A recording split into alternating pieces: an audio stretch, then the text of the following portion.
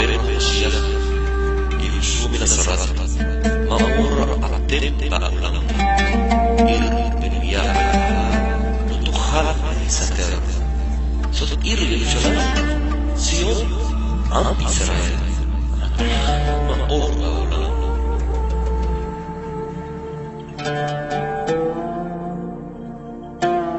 El Mashiach no salva dando vida eterna, sino que trae Yeshua algo muy diferente. Esta breve aclaración es en respuesta a las preguntas que nos han hecho sobre el concepto de salvación bajo la mentalidad hebrea. Y como siempre vamos a partir de un punto aclaratorio para despejar cualquier confusión. La palabra hebrea Yeshua, aunque bien puede ser traducida al español como salvación, no tiene la connotación del concepto religioso cristiano de la salvación como la habilidad de inmortalizar al hombre o darle vida después de la muerte. Debido a que el cristianismo en su mayoría enfoca todas sus enseñanzas en la vida después de la muerte, también el concepto de salvación está enfocado en el más allá. Y así, quien es salvo es aquel quien tiene garantizada la vida después de la muerte. Ahora, la palabra hebrea Yeshua en el contexto de los escritos de los primeros discípulos de Rabí Joshua no es lo mismo.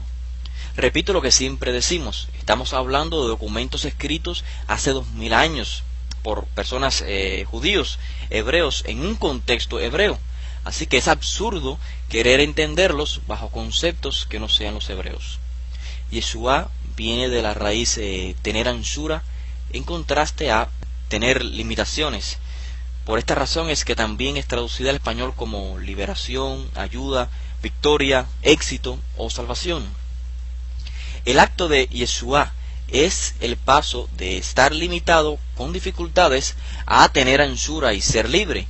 La mayoría de las veces que este término es usado en el Tanaj es en referencia a victorias en batallas y por ende el guerrero que lleva a cabo esta victoria, esta Yeshua, es llamado en hebreo Moshiach, o sea, victorioso, libertador, salvador, aquel por medio del cual el pueblo fue libre y pasó de un estado de opresión a un estado de libertad.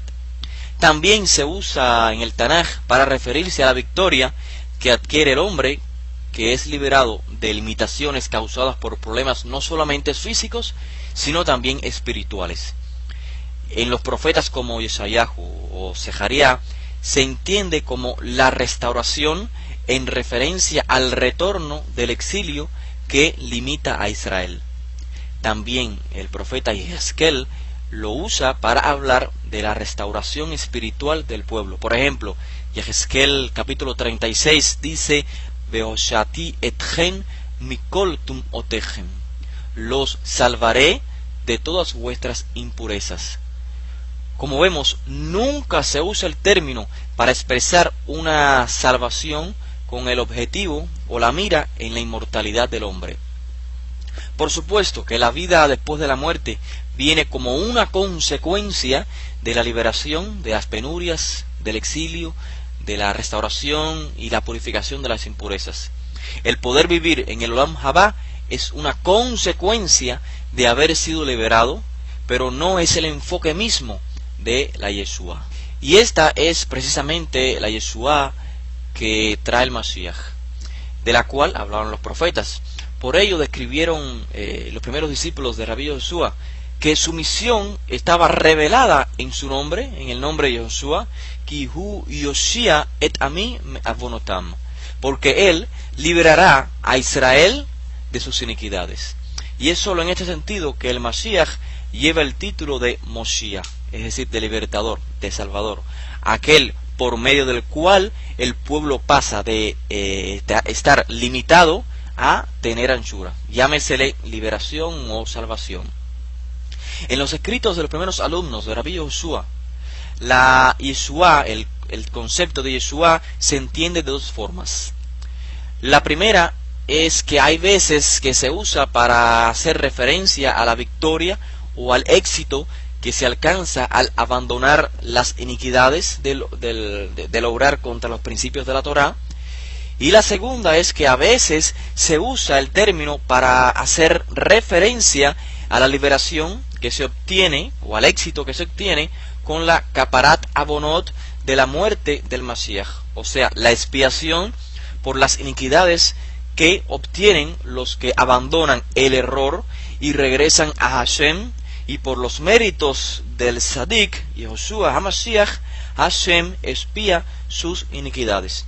Ojo, el Mashiach no es el que otorga la expiación, sino solo Hashem, por su bondad infinita, a todo aquel que con sinceridad reniega de sus pecados y hace una tshuvá completa. Por supuesto, todo esto es en acuerdo a las palabras de los profetas que dijeron: Hashem quiso que cayera sobre él la iniquidad de todos nosotros, como un cordero que es llevado al matadero.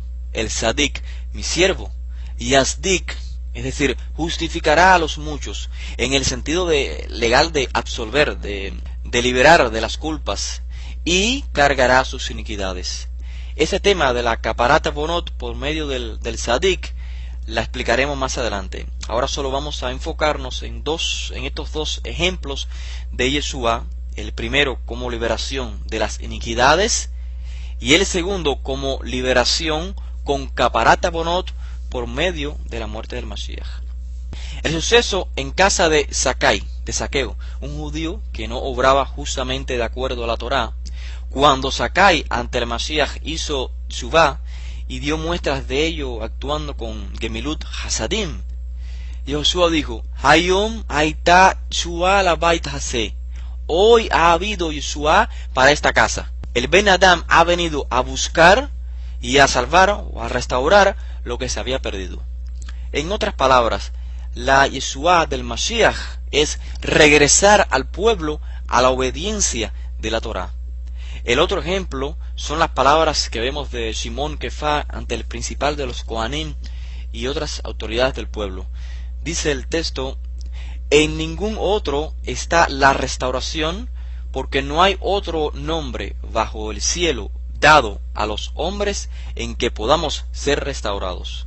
Ahora, si notamos el contexto de estas palabras en el capítulo 4 del libro de Hechos de los Emisarios, están dirigidas por un judío a sus compatriotas, los hijos de Israel.